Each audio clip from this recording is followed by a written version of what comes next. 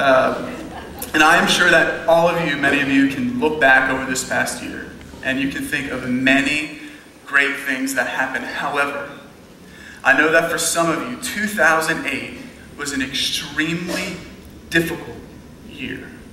You've had to deal with some pretty tough things, and I think that those things are beyond, way beyond just the economy.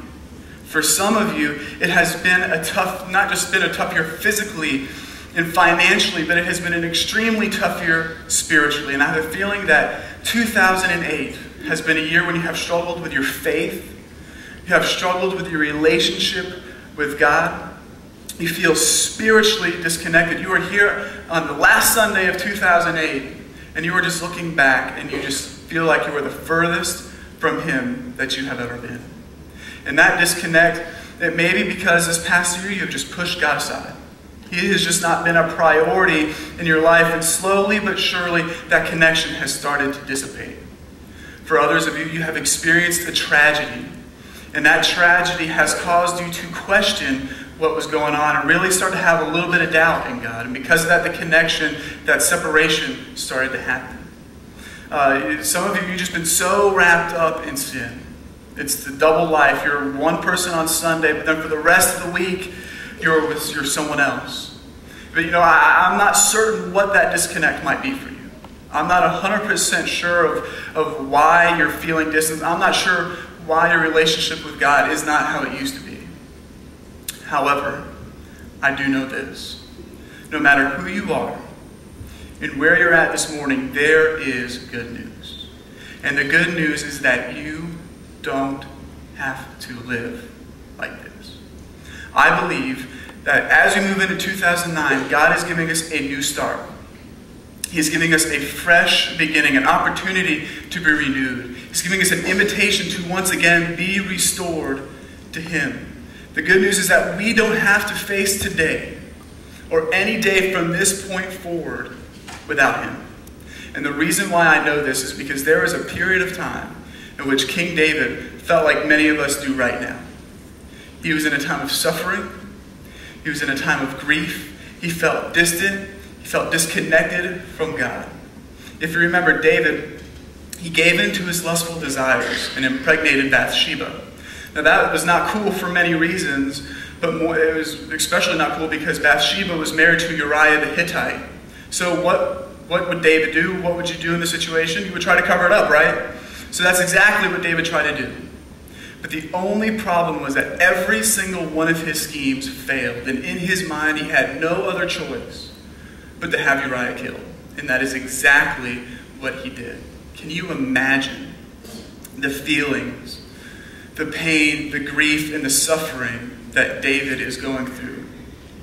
In Psalm 51, we get a glimpse of what is going on with David. We get a snapshot of his anguish, and we see how he is just in pain because of the guilt and the consequences of his decisions.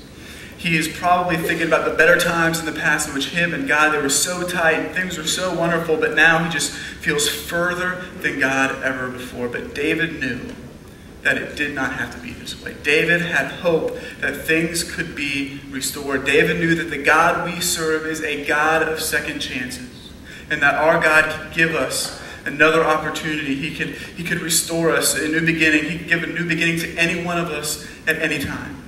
And so what does David do? He turns to God and he prays this very powerful, life-changing prayer. It's found in Psalm 51, starting in verse 10. So in one of his darkest, most disconnected moments, David prays, "Create in me a pure heart, O God, and renew a steadfast spirit within me.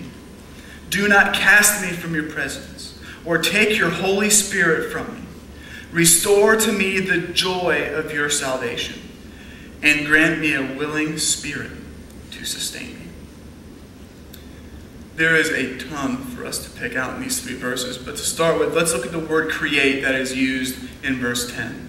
That word create is a very special word, and I'm sure a lot of you are thinking, create, it's not that special because I create things all the time. For example, this past Christmas, I created my own elegant, ornate Christmas sweatshirt, and let me tell you, it was an award-winning Christmas sweatshirt, okay? And I'm sure that many of you have had your Martha Stewart hat on at some point and created something wonderful. However, this word create is on a whole other level. When David wrote this psalm, he used the Hebrew word bara. He used the word bara, and that word can only be applied to God. See, you and I, we cannot bara anything. Bara means to create something out of nothing, and only God can take nothingness and make something magnificent, just like he did in Genesis. And with all of creation, he took something and formed something beautiful out of nothing. So during this time of struggle, in this time of distance, David was pleading with God to do in him what he could not do himself. David is asking God to create in him something that did not exist. And for David, that was a clean heart. David's heart, he knew, was just so filled with sin, and because of it, it was stained. So he asked God to bara in him a clean heart, to generate a clean heart. What about you guys? What is it that you need to have God bara in you for this upcoming year? What is it that does not exist that you need God to create? What kind of heart is it that you need for him to provide? Maybe it's a clean heart, or it's a faithful heart. Maybe it's a loving or obedient or a humble heart. For some of you, it might be a joyful or a soft heart. Our God has proven time and time again that he can form masterpieces out of nothing, and that he can do the same exact thing in each and every single one of us. So what is it that you need God to create in you this upcoming year? Moving on, in that same verse, David then asks God for a steadfast spirit. A spirit that pushes through and sustains. And I don't know about you all, but when I hear the word steadfast, I cannot help but to think of Lance Armstrong. Does anybody know who he is? Yeah? Okay, good. A lot of us are tracking together. Lance Armstrong is the pinnacle, in my opinion, the pinnacle of a steadfast spirit. He is an amazing cyclist. To me, he's Michael Jordan on a bike.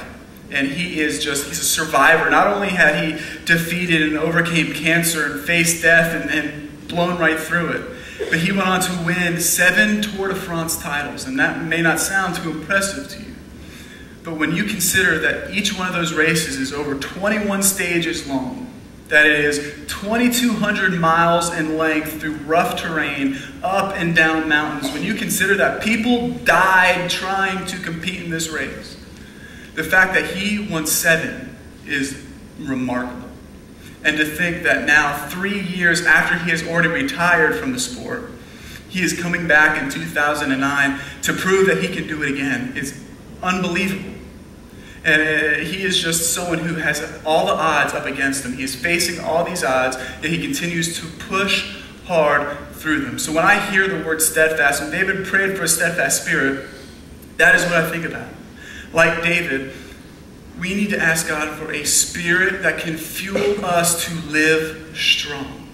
We need a spirit that can get back up and keep moving no matter what the world or what the enemy throws our way. We need an unwavering spirit that will keep us strong, that will help us face adversity, give us a new capacity to see, to think, and to live. And that can only come from God. And look what else David prays for during this dark time. Let's read verse 12 again. It says, "Restore to me the joy of your salvation, and grant me a willing spirit to sustain me.